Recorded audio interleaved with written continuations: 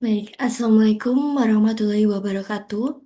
Perkenalkan, nama saya Arlita Putri Kamalasari dengan NRP 50172511017 dari Teknik Geofisika Angkatan 2025.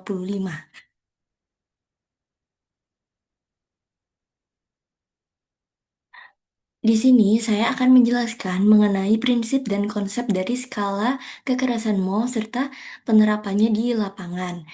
Jadi, kekerasan atau hardness itu eh, merupakan daya tahan permukaan mineral terhadap goresan ataupun abrasi, di mana sebuah mineral itu disebut keras apabila permukaannya itu sulit tergores oleh benda lain, di mana sifat ini itu ditentukan oleh kekuatan ikatan atom di dalam struktur kristalnya.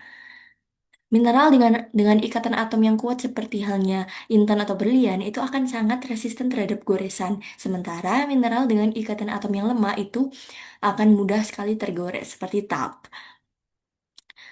Lalu skala Mohs itu diciptakan oleh ahli mineralogi Jerman yang bernama Friedrich Mohs pada tahun 1812.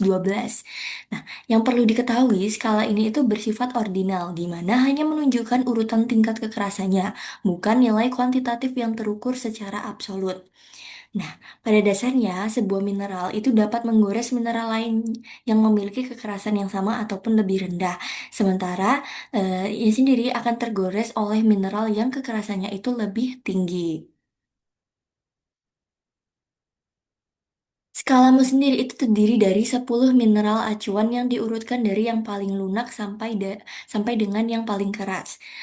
Nah, urutannya yaitu top di angka 1, lalu ada gypsum di angka 2, lalu ada kalsit di angka 3, fluorit di angka 4, apatit di angka 5, ortoklas di angka 6, kuarsa di angka 7, topas di angka 8, korundum di angka 9, dan yang paling keras itu merupakan intan yang ada pada angka 10.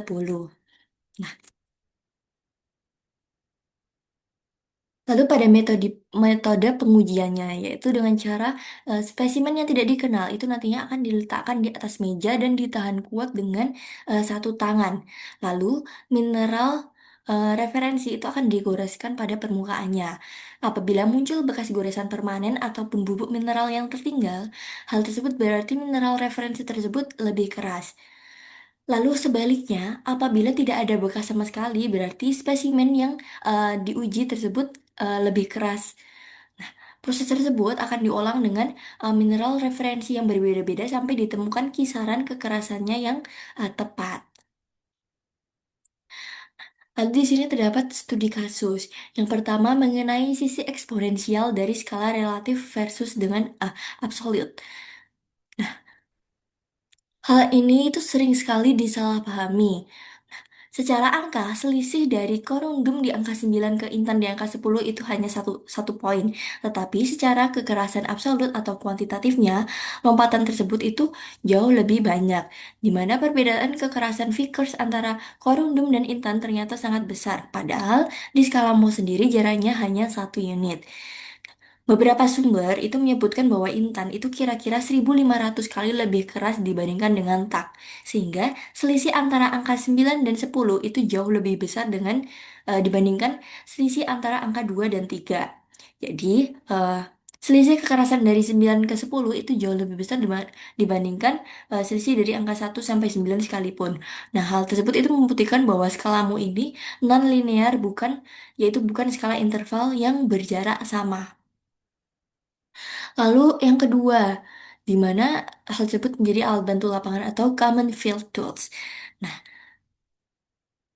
di sini tuh ada pertanyaan bagaimana kalau seorang geolog itu tidak membawa eh, kotak mineral standar Mohs ke lapangan.